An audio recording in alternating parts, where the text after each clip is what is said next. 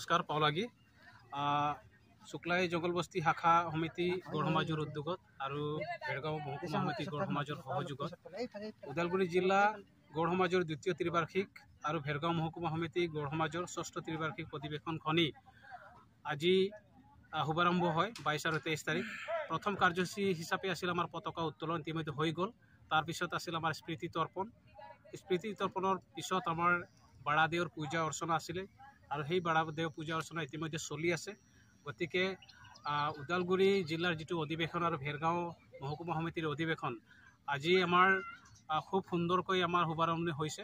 গতিকে আমাৰ সন্ধিয়া হ'ব লগা আমাৰ যিটো প্ৰতিনিধি সভা আৰু সেই প্ৰতিনিধি সভাৰ পিছতে আমাৰ জাতীয় নৃত্য প্ৰতিযোগিতা হ'ব।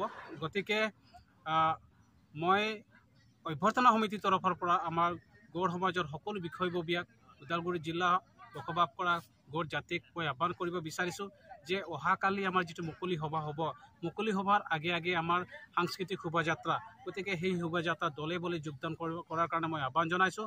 আৰু যিহেতুকে মুকলি সভাত আমাৰ বাঘা নেতাসকল আহিব, গতিকে এই অহাকালি যিটো মুকলি সভাত সকলোকে অংশগ্ৰহণ কৰাৰ কাৰণে আহ্বান জনাইছোঁ।